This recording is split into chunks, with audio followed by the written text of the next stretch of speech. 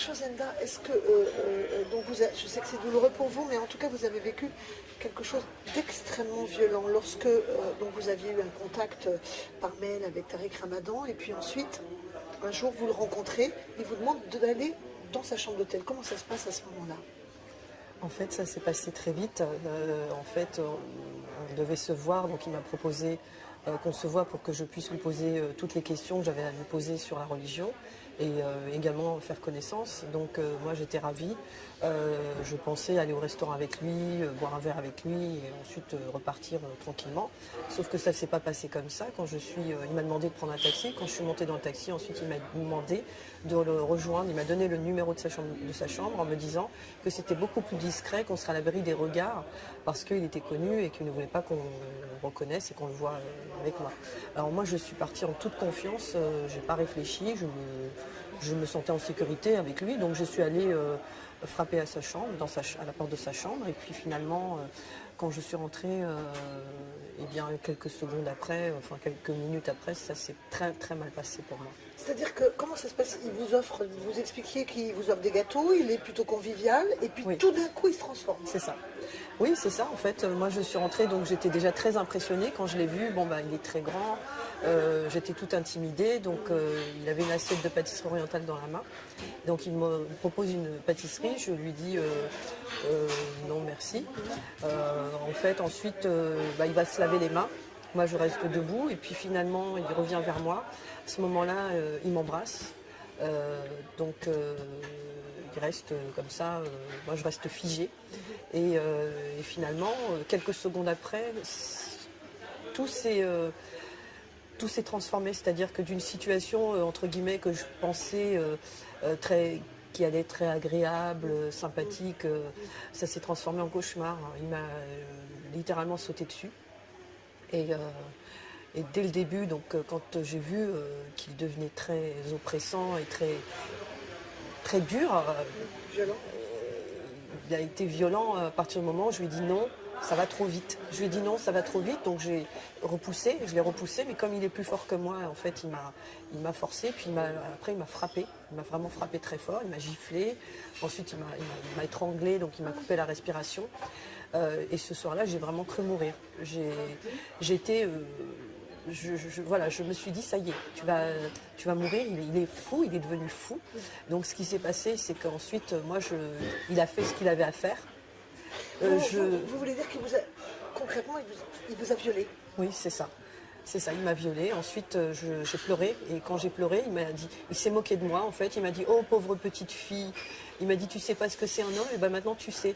Hein, et il m'a dit, c'est ce que tu voulais, non? C'est pour ça que tu es venu. Et puis, il m'a insulté. Et donc, en fait, quand j'ai vu qu'il était vraiment méchant, j'ai eu très peur qu'il recommence. Donc, je me suis mis dans un coin au bout du lit, en fait. Et je ne bougeais plus, quoi. J'étais figée. Je suis restée comme ça jusqu'au petit matin parce que j'avais peur. J'ai pas dormi de la nuit, en fait. Hein. Je l'ai entendu ronfler. Donc, il dormait et moi, je suis restée comme ça, figée, sans bouger. Et au petit matin, il est parti se doucher. Et puis, il m'a dit... tu partiras discrètement après moi. Donc il m'a posé un billet sur mon sac, je lui ai dit que je n'en voulais pas. Et il m'a dit c'est pour payer, je lui ai dit que je n'étais pas une prostituée, que je ne voulais pas de son argent. Il m'a dit c'est pour payer tes frais de trajet. Et il est parti. Alors Enda, donc vous avez subi un viol. Le lendemain, quand vous êtes parti de cet hôtel, vous n'avez pas eu... Qu'est-ce qui vous a empêché d'aller à la fois à la police ou même dans un hôpital pour faire constater le viol? Non, en fait ce qui s'est passé c'est que quand j'étais dans la chambre d'hôtel, quand il est parti, je me suis mise à pleurer et je me suis dit que tout était de ma faute. Voilà. Parce qu'en fait, je me sentais honteuse et je me suis dit, mais c'est de ta faute. Tu n'avais qu'à pas rentrer dans cette chambre. Et il m'a dit, tu as tout ce que tu mérites. Et je me suis dit, peut-être que j'ai tout ce que je mérite. J'avais tellement honte que ça se sache. Je culpabilisais. Et puis je doutais. Je me suis dit, peut-être qu'il a raison. Peut-être que c'est moi qui n'ai pas assez expérimenté. Il m'a dit que je n'étais pas une vraie femme. Alors j'ai vraiment douté de moi. Et j'avais cette honte et cette culpabilité qui a fait que je ne voulais pas que ça se sache.